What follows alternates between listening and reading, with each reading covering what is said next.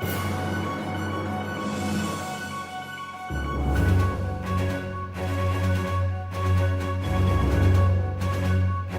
everyone, my name is Ben, and this is for my remote sensing class. You may ask what that is. Remote sensing is the data acquisition of an object without being in physical contact with it. Some types are LiDAR, sonar, and radar, etc. In this case, we are using LiDAR, and where in this pictorial reference, the transmitter source is the laser, and it emits light, and it hits an object, and the light spreads, and the camera is the receiver, and it takes in this light, and it gets interpreted by the code and produces either a point cloud and eventually the mesh. So I'll be walking you through on these steps. I chose my object to be the pot next to the garage at Regents, and this was because it was the first thing I saw, literally, and it popped out at me and really caught my eye. So I hope to bring Dr. M's vision of 3D mapping the whole campus, and can't wait to see it. This is my homework 5 for the LiDAR project. Basically what I did was I cut from poster board 3 columns and glued them together. And then I also added these foam attachments on the sides to make sure I got the correct length. I actually cut it a little too short, so they're parallel, the laser and the camera, and you'll see in between the camera and the foam is Velcro as well as Raspberry Pi. If you can see it, and Arduino. On the back, I cut a hole just big enough for a nut and pasted some glue. So then all I have to do is add this fixture for the tripod.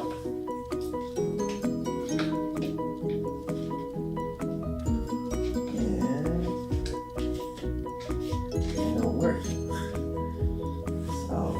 Wait until it gets tight.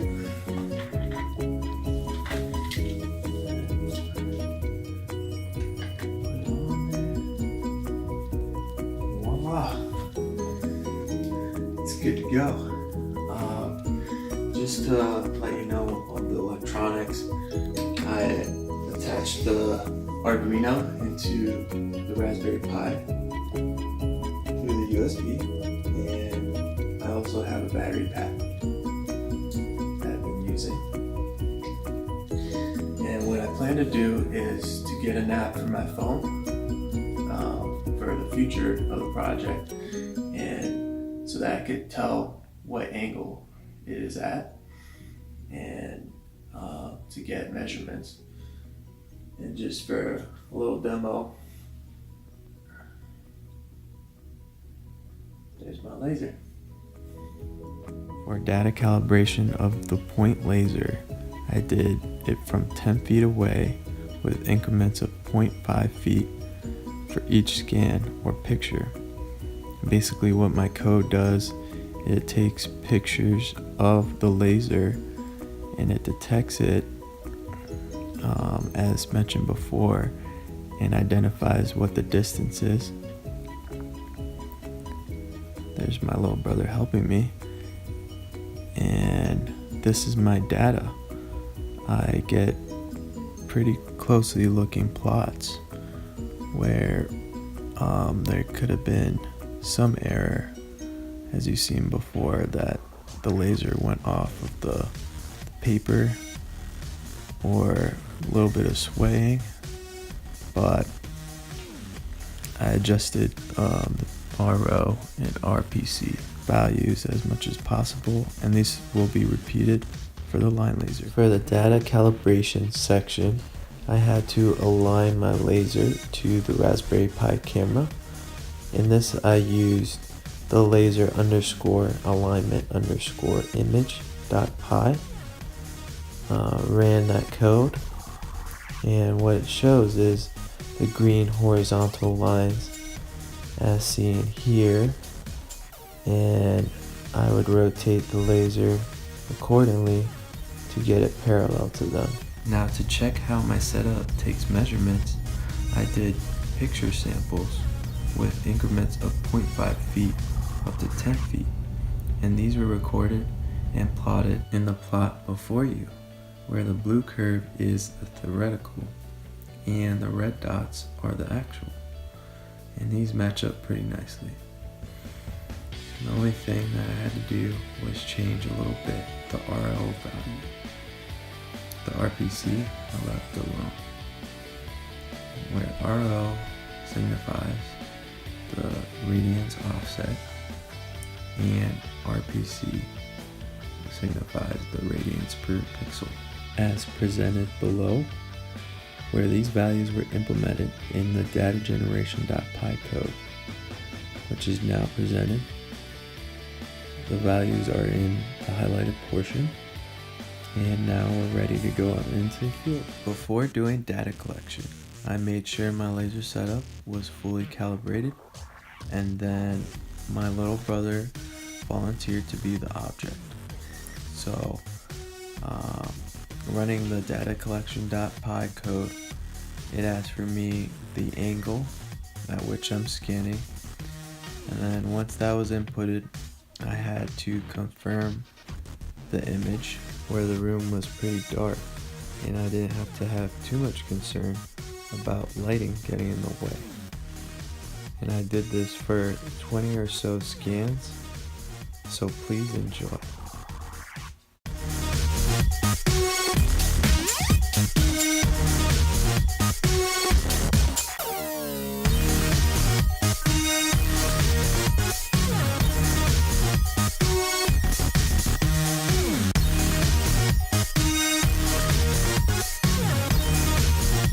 Unfortunately, I was unable to do the full body scan of my little brother, and this was because I realized my Raspberry Pi camera was flipped. It was in the vertical position where it needed to be in one of the horizontal positions. And by doing that, it would put the laser on the right side of the picture instead of the left. We need it on the left. So once I figured this out, it was solved.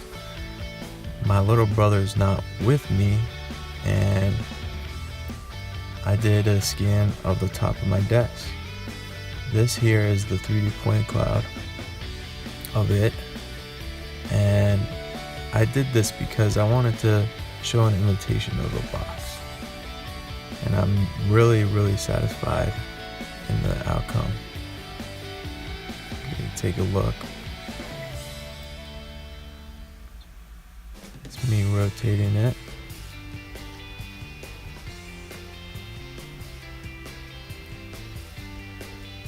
You can see the back wall from the front face of the desk. And not only that, we could see it in MATLAB. Here is my code that I ran for it to be done. And this is the plot. And it shows a little more detail of the curvature. And that error could have happened, could have been a result of my angle reader. By using the angle reader holder in my setup, the glue in the nut started to slip, and therefore I was reading angle values that could have been correct at the moment but then changed. So it's a result of the angles and I would have to be careful on my next run in my outdoor scans for my object. We're here at my object, which is the pot here at Regent. And basically what we did was we MacGyvered how to do this because it's on a ledge. We placed it on a suitcase, gorilla taped it with the help of my good friend Rob, and it looks pretty steady. So we're about to take measurements. Hope you enjoy. As mentioned previously, the limitation that I encountered was the pot being on the ledge, but not only that, the sidewalk is sloped, which can provide inconsistency in height and potential tilt in the data dependent on the side. So for instance, this front side would have more left tilt than the others, and all of this would have to be taken in consideration for the data processing section. After getting the text files from datageneration.py, I imported them into MATLAB, where the following are the front, left, right, and back of the pot, and these are to be put into the reference frame of the front. We utilize this through geometry, including the distance to the target. And as an example, putting the left into the front reference frame, we have to take into consideration the axes for both. So, for example, putting the y-axis from the left reference frame, that will actually be the x in the front reference frame, and vice versa. So we would have to do this for all four of them, and in addition, for centering purposes, we would have to add the distance to the target and or flip signs to make that happen. And then once this occurred, then I could plot all four of them in one plot, and this is what I got for the 3D point cloud. It looked pretty close to the actual, which was quite satisfying. If you look at it, there's some error coming from ambient light, which is from headlights or parking meters, and these are sprinkled about the plot, some spanning from the pot itself. And now taking a look at an aerial view of it, you can see the connections of each side. They're all pretty good except the right side, which there is a disconnect to the back side, in which I tried changing X, Y, Z values, but if I do, then this also provides a disconnect to the front side. So there might be some consideration in the near future on radians or degrees for the tilt, but all in all, this is a great point cloud. So to do the mesh, we're back in MATLAB, and basically what we're to do is, with all the geometric changes to put in one plot, we're gonna make the X's and the Y's and the Z's into single column vectors for all four sides. And once this is achieved, then we could put this into a matrix called F and then export it. So this is the Mesh Lab application, and basically I added some color so that you can see the data points, and the blue pointed lines or the normals. And just to demonstrate, going to normals for point sets, I could change the neighbor number, and I put them up to 150. Other students went higher, but I kept it around there. And then go into simplification and reconstruction, and then surface Poisson ratio, Poisson surface reconstruction. Now looking at this, what really changed the game for me was the reconstruction depth. If I increase this up to 14 or 16, then it would change from big blobs into more layered and looks more like my object. The other ones were kind of, wouldn't change much. If I would change them, then it would make a difference in a bad way. So, and now looking at the mesh, here's how it looks like. It looks pretty close to what you would expect, but the layering is not as connected, sadly. So I'd have to do more trials and errors on these different inputs. But looking at the sides, some are connected more than others, and I removed blobs and I cut some pieces out to make it more presentable. But I think in comparison to other people in class, this was pretty good mesh. Thanks for watching.